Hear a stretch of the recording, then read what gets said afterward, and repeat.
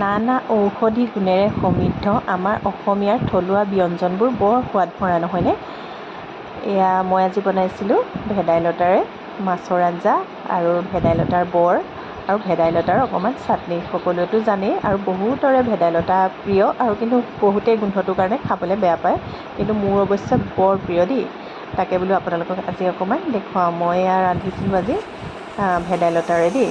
প্ৰথমতে মাছখিনি ফ্ৰাই কৰি ল'লোঁ ধুনীয়াকৈ, তাৰপিছত ভেদাইলতাখিনি মিক্সিত পিচি ল'লোঁ, তাৰপিছত মাছ ভজা তেলখিনিতে এটা কুটি লোৱা পিঁয়াজ ভাজি ল'লোঁ আৰু অকণমান নহৰু সৰহকৈ দি পেলাই ভাজি লৈছোঁ। লগতে হালধি নিমখ পৰিমাণ অনুযায়ী দি লৈছোঁ।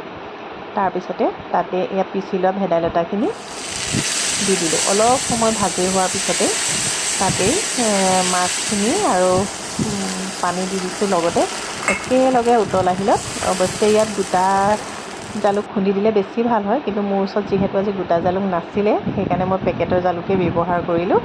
তাৰপিছত এয়া উতল আহিলে এতিয়া ধুনীয়াকৈ মাছখিনি হৈয়ে গ'ল আৰু আনফালে দুটা আলু বইল কৰি ল'লোঁ আৰু পিচি লোৱা ভেদাইলতা, তাৰপিছতে পিঁয়াজ এইখিনি ধুনীয়াকৈ সানি ল'লোঁ আৰু সানি লৈ পেলাই এয়া বৰ আকাৰে বনালোঁ। ইয়াত অকণমান চুজি দিলেও ভাল হয়, মই অৱশ্যে একো দিয়া নাই। মই তেনেকৈয়ে ধুনীয়াকৈ গৰম গৰম তেলত ভাজি লৈছোঁ। খাবলৈ কিন্তু বৰ সোৱাদ ভৰা হয় নহয়নে? আপোনালোকে বাৰু ভাল পায়নে এনেকৈ খাই? জনাবচোন দেই, মোৰ কিন্তু বৰ প্ৰিয়। আৰু লগতে অকণমান তাৰে ভেদাইলতাৰে অলপ চাটনিও বনালোঁ। তাতে এয়া খুন্দি লোৱা নহৰু আৰু জলকীয়া দিলোঁ আৰু পৰিমাণ অনুযায়ী নিমখ দিছোঁ আৰু লগতে অলপ নেমু চেপি দিছোঁ।